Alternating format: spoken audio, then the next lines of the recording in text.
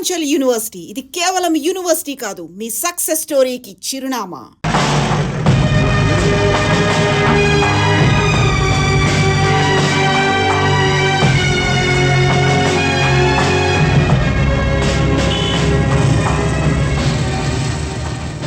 ఏంటి ఇక్కడ ఇంతమంది ఉన్నారు? ఈ ఇంట్లో ఒక ఆవిడ చనిపోయారు. ఎలా చనిపోయింది? ఎలా చనిపోయిందో తెలీదు, కానీ ఉదయాన్నే చూసేసరికి చనిపోయింది. ఒకవేళ ఆత్మహత్య అయి ఉండొచ్చు. ఓహో అలాగా.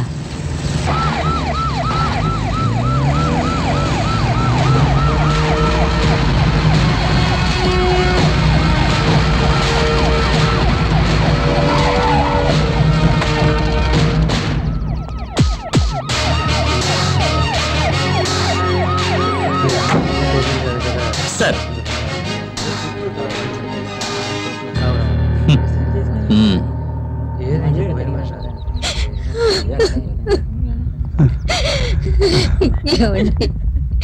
మన రమ్యకి అప్పుడే 100 ఏళ్ళు నిండిపోయాయా? ఎప్పుడు వచ్చారు? కాసేపు అయింది.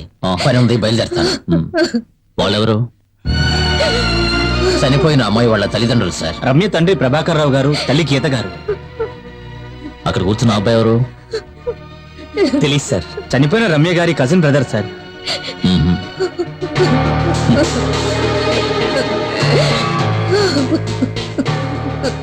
మిగిలిన ఇద్దరు మా అమ్మ నాన్న సార్. ఎందుకు నువ్వెవరు?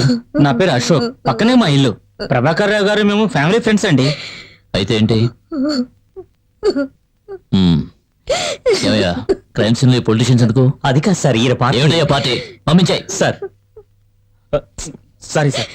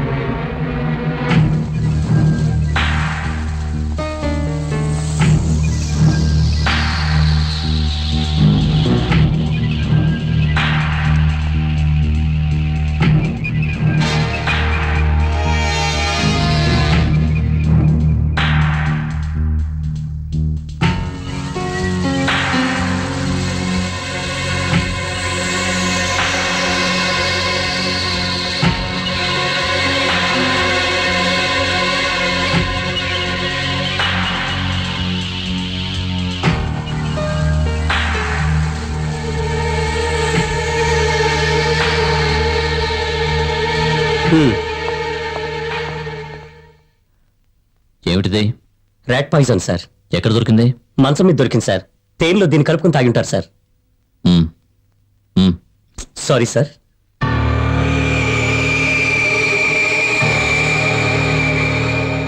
నాకు ఫోన్ చేసినప్పుడు లెటర్ అయితే దొరకలేదని చెప్పారు.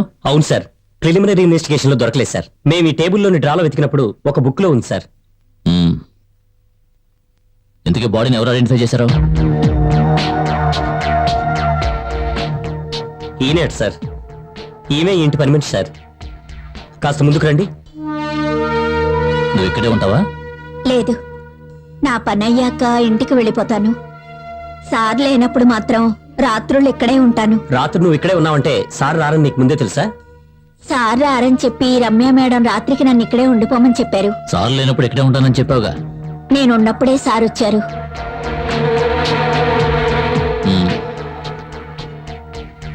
ఆ తర్వాత ఏం చేసావు? నేను ఇంటికి వెళ్ళిపోయాను. చెప్పకుండానా? నేను చెప్పే వెళ్ళాను. ఆ సమయంలో వాళ్ళిద్దరికీ ఘర్షణ జరిగింది. కారణం నాకు తెలీదు. ఏం మాట్లాడుకున్నారు? నాకు సరిగ్గా వినిపించలేదు. ఒకవేళ ఆస్తి విషయంలోనూ డబ్బు విషయంలోనూ గొడవపడి ఉంటారు. సార్, టేబుల్ మీద కొంచెం బంగారం ప్యాక్ చేసి ఉంచారు సార్. ఈ రమ్యకి రోజు ఉదయాన్నే లేచే అలవాటు ఉందా? లేదండి, ఉదయాన్నే టీ ఇవ్వడానికి నేనే లేపుతాను. మరి ఉదయాన్నే నువ్వు లోపలికి ఎలా వస్తావు? రాత్రి నేను ఇంటికి వెళ్ళేటప్పుడు తాళం వేసుకొని వెళ్ళిపోతాను. నా దగ్గర ఒక తాళం ఉంది. మళ్ళీ ఉదయాన్నే వచ్చి తలుపులు తెరుస్తాను. మామూలుగా ఆవిడ ఎప్పుడు లేస్తారు? ఆవిడ మామూలుగా ఆలస్యంగానే లేస్తారు. నేను ఉదయం 6 గంటలకు వస్తాను. మేడం గారిని నిద్ర లేపకుండా నా పని నన్ను చేసుకోమని చెప్పారు. ఎవరు చెప్పారు? మోహన్ గారు.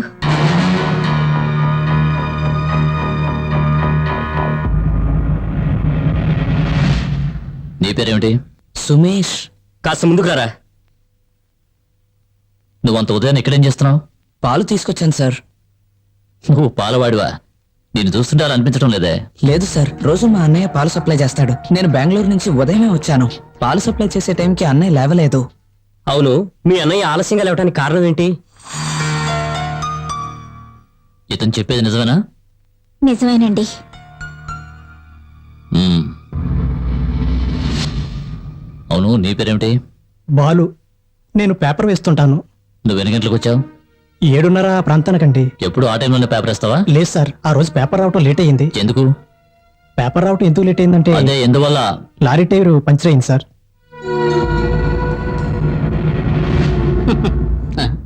తమరి నామధేయం? త్రినాథ్ని. నేనే పోలీసులకు ఫోన్ చేసి చెప్పాను. ఓహో, ఈ ఏరియాలో ఏం జరిగినా నీకే ముందు తెలుస్తుందన్నమాట. లేదు సార్, పక్కింట్లో. ఇక్కడి నుంచే ఫోన్ చేసావా? అవును సార్. ఇంకెవరికి ఫోన్ చేసావు? వేరే ఎవరికి చేయలేదు సార్. మ్మ్. ఉదయం ఏం జరిగిందో వివరంగా చెప్తావా?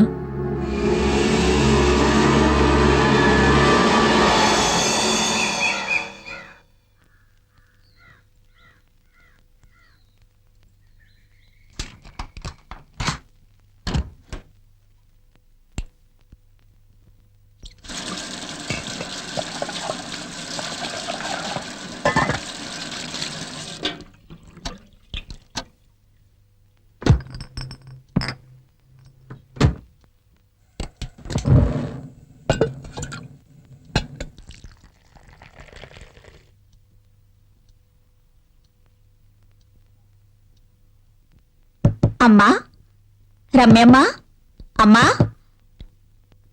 రమ్యమ్మ. అయ్యగారు, అయ్యగారండి, రమ్యమ్మ గారు.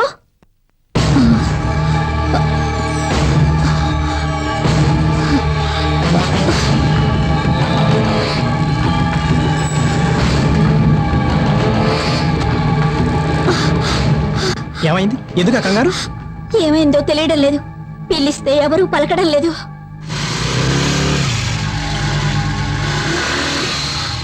Hi, good morning. సారీ అండి, ఉదయాన్నే అన్నయ్య లేవడం లేట్ అయినందువల్ల పాలు తీసుకురావడం లేట్ అయింది. ఏంటి, ఏమైంది?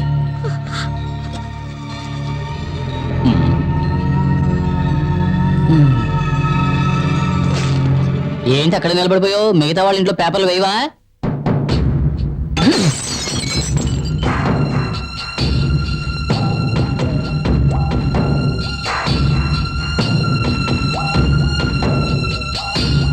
ఇక్కడ ఎవరు లేరేంటి?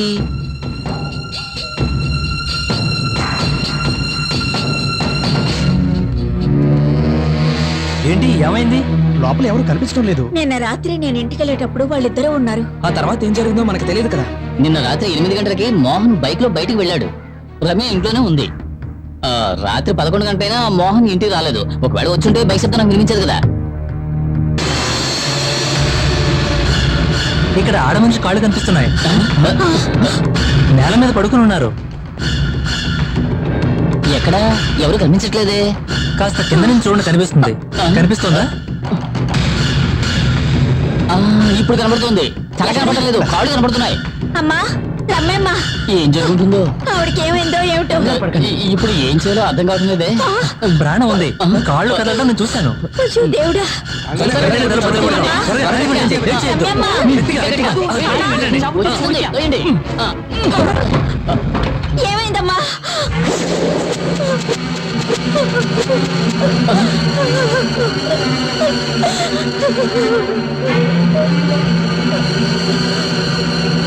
ప్రాణం పోయింది. దేవుడా, అమ్మగారిని తీసుకెళ్లిపోయావు. నువ్వే కదా బ్రతుకుందని చెప్పావు. అయ్యో, నేను చూశాను. ఏం చూశారు? డ్రెస్ కదిలింది.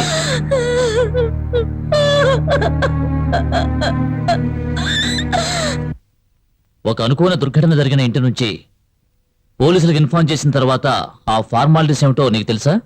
ఆవిడకి ప్రాణం ఉందని మా వాడు చెప్పాడు, అందుకే హాస్పిటల్ తీసుకెళ్లి చెక్ చేయించాలని మాకు అనిపించలేదు. ప్రాణం ఉందని ఎవరు చెప్పారు? వాడు ప్రాణభయంతో పారిపోయాడు. వాడేంట్రా? తెలీదు సార్. తెలీదా? అవును సార్, స్టేషన్ కి ఫోన్ చేయాలని నేను ఆ రూమ్ లోకి వెళ్ళాను. మిగతా వాళ్ళందరూ అప్పుడు ఇంట్లోకి వచ్చారు కదా. అతన్ని ఇంతకు ముందు ఎప్పుడైనా చూసారా? లేదు సార్. ఫోన్ చేసిన తర్వాత నువ్వేం చేస్తున్నావు? ఇంటికి తాళం పెట్టి వెళ్ళిపోయాను సార్. ఇంటికి తాళం ఎందుకు పెట్టావు? అప్పటికే చుట్టుపక్కల జనాలందరికీ విషయం తెలిసి రావడం మొదలు పెట్టారు. వచ్చిన వాళ్ళందరూ ఇంట్లోకి వెళ్ళడం మంచిది కాదని. ఓహ్, అబ్బో, నువ్వేమైనా సెక్యూరిటీ గార్డు అనుకుంటున్నావా? అయితే మీరెవరూ ఆ వ్యక్తిని గమనించలేదు. ఆ? అవును సార్, అప్పుడున్న పరిస్థితుల్లో ఎవరూ ఆ విషయాన్ని గమనించలేదు. Excuse me please. వీళ్ళందరూ అడ్రస్ తీసుకుని పంపించేయండి. సార్.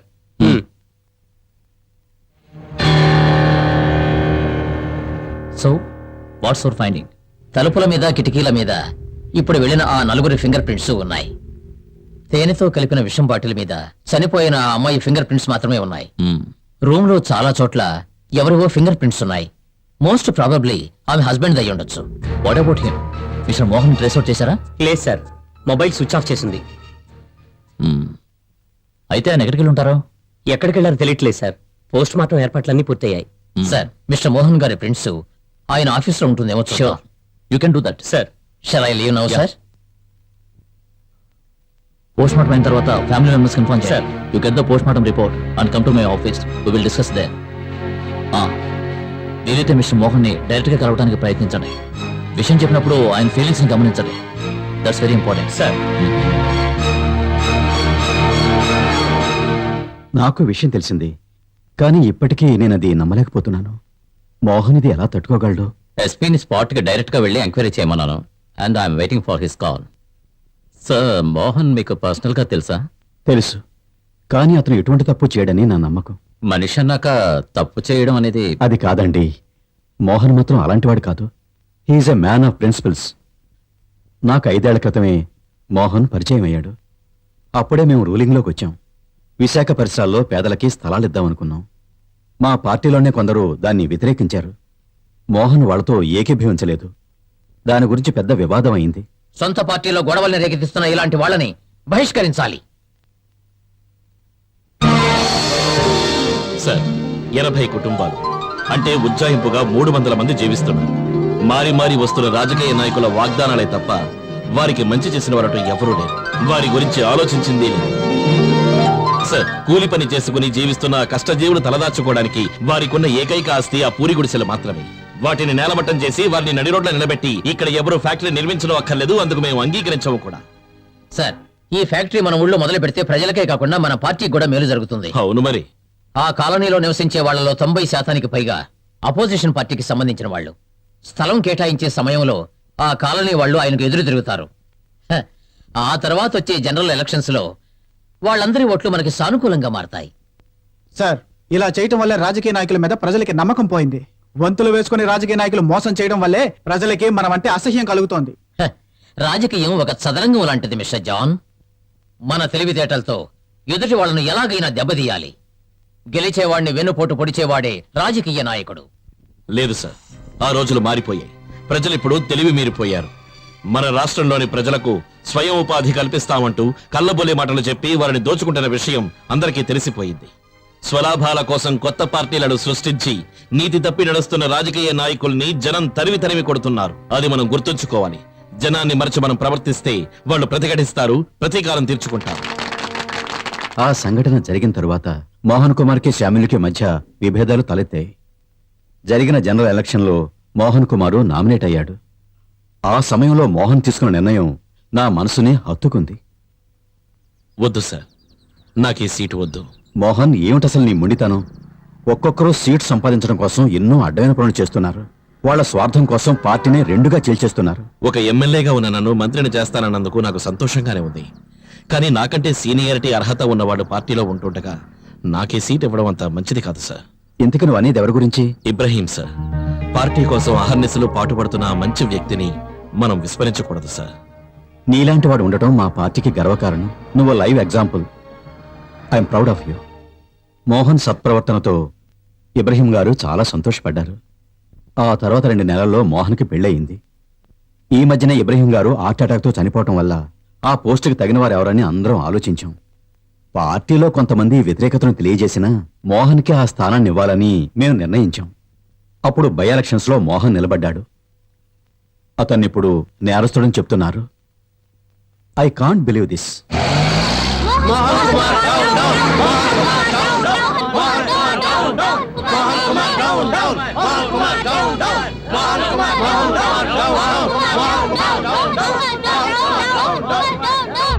రండి.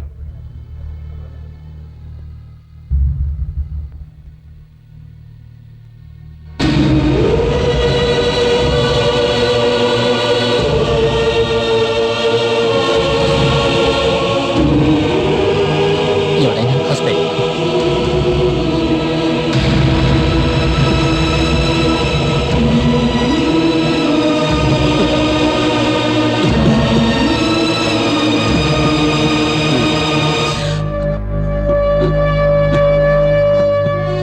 ఏంటి సార్? బాడీని మీరు తీసుకెళ్లొచ్చు. చనిపోయిన ఆవిడ భర్త ఎటువంటి వారు? ఎందుకు? చనిపోయిన ప్రదేశంలో ఒక సూసైడ్ నోట్ దొరికింది. అందులో మోహన్ నిలబడకు. పో బయటికి. నేను వద్దు, నువ్వు ఇంకేం చెప్పకు. ఈ క్షణం నుంచి నా కంట పడకు. పో బయటికి పో. వద్దు, నన్ను వద్దు. నా కూతురు కంటి పాపలా చూస్తున్నాడు. దాన్ని చంపేశావు కదరా.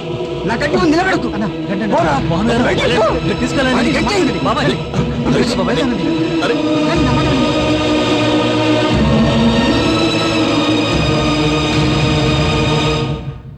సార్, పోస్ట్ మార్టం రిపోర్ట్లో ఆ అమ్మాయి 20 గ్రాముల రెడ్ పాయిజన్, 3 నిద్ర మాత్రలు ఉపయోగించినట్టు తెలిసింది సార్. అదేవిధంగా మరణం సంభవించింది రాత్రి 11-12 గంటల మధ్యలో సార్. మరణం సంభవించడానికి కారణం కార్డియోజెనిక్ స్ట్రోక్ సార్. అది మాత్రమే కాకుండా ఇదొక ఇన్స్టెంట్ డెత్ అన్నది డాక్టర్ గారి అభిప్రాయం. విషాన్ని తీసుకున్న వెంటనే ఆ మరణించి ఉండాలి సార్. ఇది ప్లాన్ మర్డర్ అయితే 2 విధాలుగా జరిగి ఉండొచ్చు. ఒకటి, ఎవరైనా బలవంతంగా విషం పట్టించడం. ఆవిడ ముఖాన్ని బట్టి చూస్తుంటే ఆవిడికి ఎవరూ బలవంతంగా విషం పట్టించి ఉండరని తెలుస్తోంది. ఒకవేళ ముందుగానే పాలలో విషం కలిపిన తేనెను కలిపి అక్కడ పెట్టుంటే, చనిపోవడానికి ముందు రమ్య పాలు తాగినట్టు పోస్ట్మార్టం రిపోర్ట్లో ఉంది. రమ్యకి పడుకునే ముందు పాలు తాగే అలవాటు ఉందని పని మనిషి కూడా చెప్పింది. సార్, తెలియక తాగడం అంటే ఇట్స్ ప్రాక్టికల్లీ ఇంపాసిబుల్. ఎందుకంటే ఎటువంటి విషయమైనా తాగే వాళ్ళకి ఆ రుచిని బట్టి తేడా తెలుస్తుంది సార్. తను కన్జ్యూమ్ చేసింది ర్యాట్ పాయిజన్ సార్.